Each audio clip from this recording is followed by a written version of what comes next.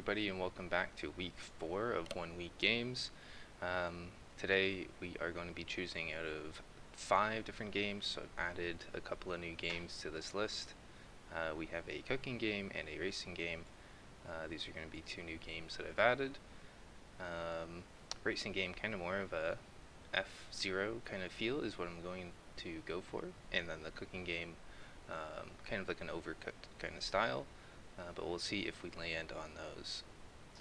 And then we still have our other ones from the previous weeks still just here in our list of games.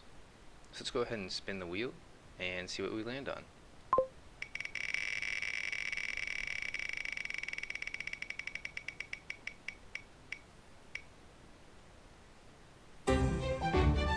Alright, now we landed on Survival Tower Defense.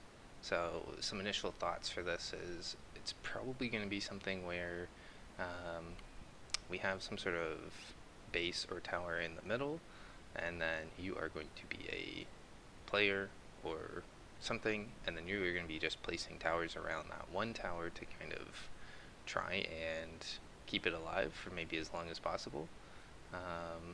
Something kind of like that.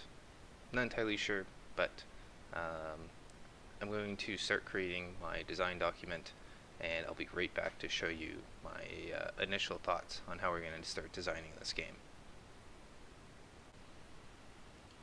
Alright, and we're back with the design document and kind of some first hand-drawn images of what our game is going to look like. So to start off with our design document here, some mechanics of course for a tower defense are going to be building towers. I kind of want to have some sort of playable character in this one, so that you're not just like buying towers, placing them like any other tower defense. Kind of want a game where you also have a character you can control. This character is pretty much going to be your thing that places your towers, but I also kind of want it to be able to help defend your base. So then that's kind of what this is. Have a playable character, and this character can also defend the base. And then there's going to be some sort of resource management. So I'm not sure if maybe our player character can also do like some tasks to get some sort of resources for us, as well as attack and stuff like that. These are things that I'm going to be probably changing by our Wednesday video, but for right now, these are kind of some ideas that I have in mind. Next, our features is some unique towers. So, for example, an arrow tower, cannon tower, maybe like a lightning tower, stuff like that, just to kind of give us a good base on towers that can help us out. Maybe we want to be able to upgrade our player. So if the player is gathering resources, maybe make them gather the resources quicker. If our player is fighting, maybe make them do more damage, stuff like that. And then our final feature here is have 20 waves of unique monsters. You might be seeing a pattern. All of my games, if they're wave based or something like that, they have about 20 waves. Next is our progression. So we want to be able to unlock or be able to build stronger towers as waves complete. This will then also help us with upgrading our player. Maybe they get stronger, stuff like that. We could also potentially think about maybe just global buffs for our player and towers. So maybe from your base, you can buy an upgrade that's like, I don't know, more damage for all towers. So that way, even if you have some crappy towers from the start, those will get somewhat of a buff to be able to help you in the end game. And then next is our enemies. So I'm going to aim to have around 10-ish enemies, something like that. Just so that, you know, there's a new enemy type maybe every 2 levels or something. Each enemy is probably going to have more or less the same behavior. They're just going to move towards the base, and then if they're touching the player, if I'm allowing the player to like actually engage in the combat, if they're touching the player, then they might attack the player. And then yes, so our win condition is going to be, of course, survive the 20 waves, and our lose condition is just going to be when our base gets destroyed or the player dies, if the player is able to be attacked by our enemies. And this is going to be kind of how I want our game to look. It's going to be a regular path, like a normal tower defense game. I was kind of envisioning where like our base is in the middle and then enemies come from all over, but that can start getting kind of hectic when you're trying to like do pathfinding and stuff like that. So I do think that to scope this game down a little bit, there is going to be one main path, and then the enemies are just going to follow that path. If there's time, I might have like different maps, so you don't always play the same map. You can choose maybe one of 3 maps that you play on, something like that, just so that the scope of this game isn't too crazy. Anyways, those are my initial ideas for this game, so I'll be right back with a working prototype of the game.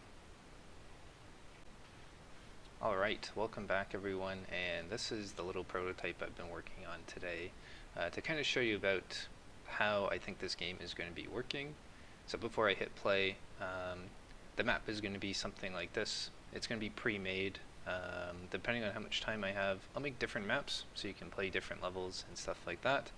But this is pretty much how the map will look. It gives you quite a bit of area to build towers and defend yourself. You're going to be this little character here. You have a little sack of money as well on your back, and then this is your castle at the end that you're trying to defend. So pretty much when you play the game, you're going to start with a certain amount of money, and some enemies are going to start spawning.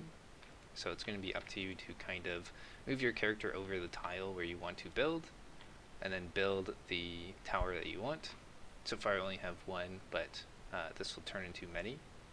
I also have it that you can change between the camera, so if you want to look at your player, or you just want to see the whole map, you can do both. And you'll notice that every time you pick up a little bit of money, that it goes into your backpack here, and your gold doesn't increase until you actually store it back at your castle. So you can see this guy's probably actually going to get by, and I'm going to lose a life because of that.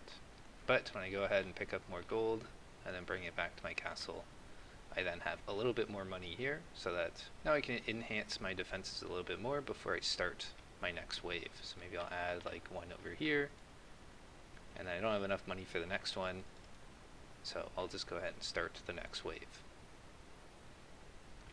And then this next wave will start coming,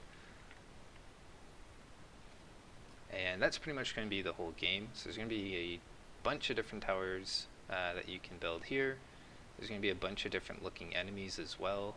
I kind of like this minimalist look where all of them are kind of just a head and a body. So we'll see if the art changes at all while this game develops. But for right now, this is going to be more or less how it all looks. So I really hope that you're enjoying how this game looks.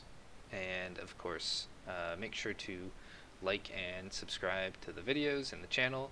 And I will be posting updates regularly on my Instagram as well, so if you want to follow the progression of this between each video, then go ahead and follow me on Instagram as well at 1 Week Games. Otherwise, I'll see you in Wednesday's update video. Thanks so much for watching. I'll see you later.